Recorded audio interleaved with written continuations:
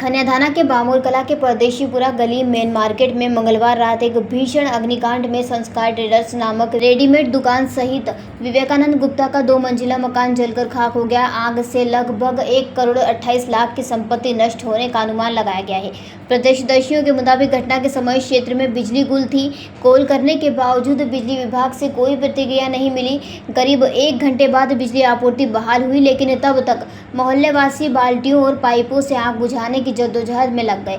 दमकल खन्याधाना पिछोर और चंदेरी से बुलाई गई, लेकिन दूरी अधिक होने के कारण वे करीब 1.5 घंटे देरी से मौके पर पहुंची। हालांकि सभी दमकलों में पानी मौजूद था और टीमों ने आग पर काबू पाने के लिए भरपूर प्रयास किए, लेकिन तब तक मकान का अधिकांश हिस्सा जल चुका था। इस घटना ने प्रशासन और बिजली विभाग की कार्यशैली पर गंभीर सवाल खड़े कर दिए हैं। लोगों में आक्रोश व्याप्त है। सूचना मिलते ही नायब तहसीलदार मौके पर पहुंचे। वहीं पिछोर विधायक प्रीतम सिंह लोधी ने भी घटनास्थल पर पहुंचकर स्थिति का जायजा लिया। ग्रामीणों का आरोप है कि यदि बिजली विभाग और प्रशासन ने समय पर कार्रवाई की होती तो इतनी बड़ी क्षति टाली जा सकती थी। आगजनी की घटना हुई है, क्या घटना हुई है और ये आग कैसे लगी?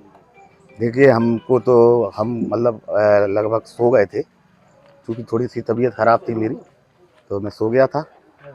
हमारा जो भतीजा ये दुकान खोले हैं संस्कार, वो मेरे पास आया एकदम से और चिल्लाने लगा, बोले चाचा दुकान जल गई है। तो हमने अपने गेट खोले, तब तक यहाँ पे आग बहुत ज़्यादा विकराल रूप ले चुकी थी।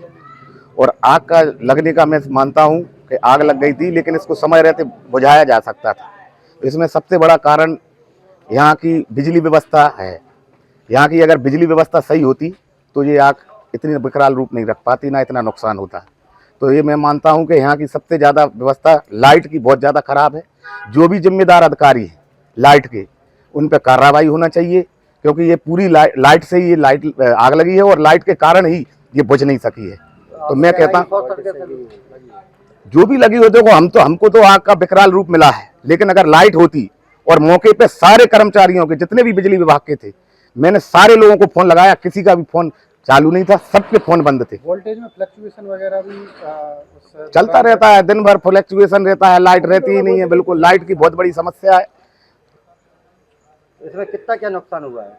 नुकसान का अनुमान हमारा लगभग 1.25 करोड़ से ऊपर का है, और कुछ चीज़ें ऐसी हैं जो अभी हमने पूरा आकलन नहीं कर पाया, लेकिन इतना तो हमारा ऊपरी नुकसान है ही है कम से कम। आग लगने के बाद रात में ये आग पर कैसे काबू पाया गया? आग पर हमारे ग्रामीण लोगों का काफ़ी सहयोग रहा, और चूँकि दमकल गाड़ियाँ आई 1 घंटे बाद, तो उनसे भी काबू पाया गया। और ये मान लो कि जनहानि भी बहुत बड़ी हो सकती थी, लेकिन गांव वालों के और सहयोग से और सबने बहुत मेहनत की, इस कारण से ज़्यादा जनहानि नहीं हो पाई। अगल बगल की सारी बिल्डिंगें झुलसने वाली थी, लेकिन बहुत ज़्यादा लोगों ने सहयोग किया, तब जा कर के पूरी रात इस पर पानी डाला गया, पूरी रात भर। जब जा कर के अभी भी थोड़ी थोड़ी आग लग रही है, तो पूरी रात भर लोगों ने हमारा सहयोग। सामान के साथ साथ घरेलू सामान भी जलने? हाँ, घर का पूरा सामान जल गया है। जितना भी घर में सामान होता है, मतलब अपना उपयोग का, गृहस्थी का, फ्रिज हो, चाहे अपने कूलर हो, अलमारी वगैरह है, टीवी वगैरह है, सारे पूरा फर्नीचर है। से कोई प्रशासनिक अधिकारी यहाँ पर मौजूद हुआ है, आया है क्या? जी, अभी नायब तहसीलदार साहब आए थे और अपने यहाँ के RI साहब आए थे। कोई नहीं आया? वरिष्ठ अधिकारियों में कुछ आश्वासन देके गए? उन्होंने ये कहा है कि हम पूरी मदद करेंगे, मतलब पूरा कोशिश करेंगे, आपका ज़्यादा से ज़्यादा सहयोग करें, और आप उनको ये आश्वासन देकर गए हैं। मंडल क्षेत्र में कल बामोल कला में कल ये आगजनी का मामला सामने आया, क्या मामला है और ये आग कैसे? ये 11:15 बजे मुझे यहाँ से फ़ोन आया बामोल कला से। मेरे भारतीय जनता पार्टी के मंडल के उपाध्यक्ष भाई साहब मनोज गुप्ता जी, उनके जो भाई के मकान में जो आग लगी है, उन्होंने कहा कि कोई शॉर्ट सर्किट से ये कोई विशेष सूत्रों से कोई अभी जानकारी नहीं है, और हमारे दुकान और मकान में आग लग गई। तो मैं तत्काल अपनी गाड़ी उठा के तत्काल बामोल कला उपस्थित हुआ और 3 बजे तक मैं यहाँ पर रहा हूँ।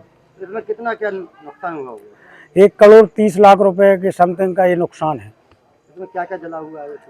पूरी उनकी कपड़े की दुकान थी, पूरी दुकान और 2 मंजिल बिल्डिंग पूरी ध्वस्त हो गई है, हर जगह से चटक गई है बिल्डिंग की स्थिति। प्रशासन का क्या सहयोग रहा? आग बुझाने प्रशासन तो लेटा है, लेकिन जनता का भरपूर बामोर कला की जनता को हार्दिक मेरी ओर से हार्दिक धन्यवाद और बधाई, जो अपना यही समझ के सब लोगों ने सहयोग किया कि जी मेरा ही मकान है, मेरा परिवार। फायर ब्रिगेड नहीं आई?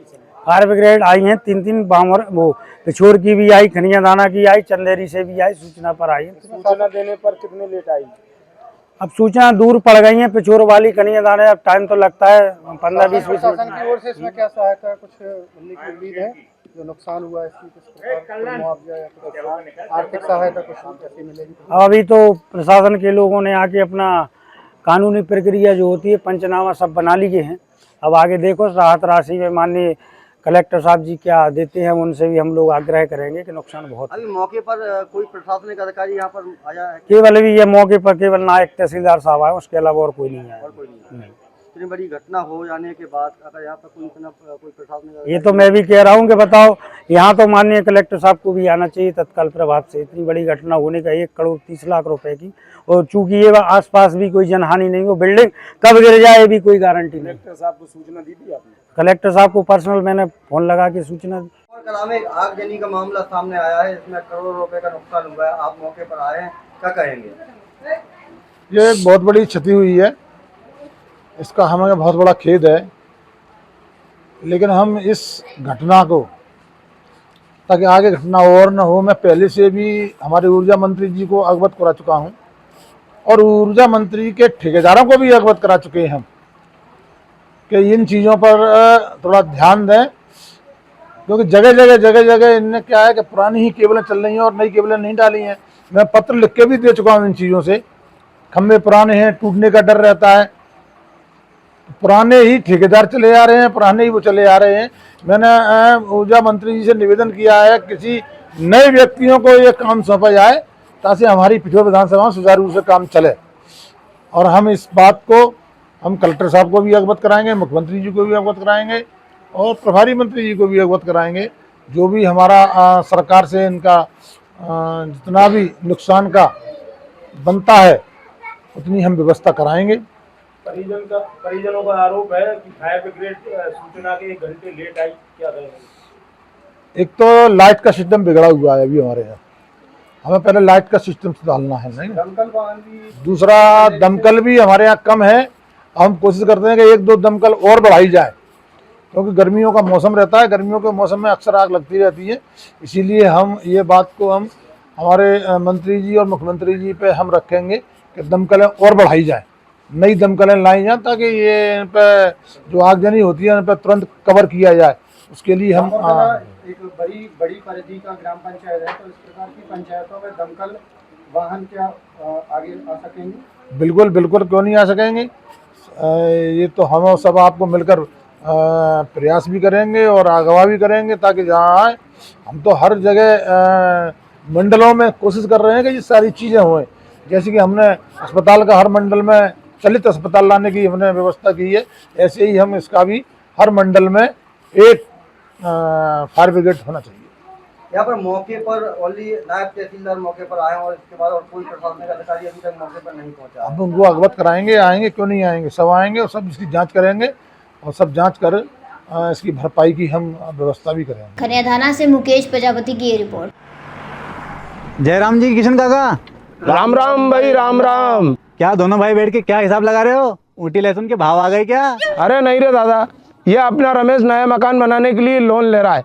हिसाब किया तो पता चला कि लोन का पैसा तो ईंट और रेती में ही पूरा हो जाएगा, और अभी तो सीमेंट लानी है, सलिया लाना है, और तो ठेकेदार को भी पैसे देने हैं। मेरे तो कुछ समझ में ही नहीं आ रहा कि कैसे बनेगा मेरा नया मकान।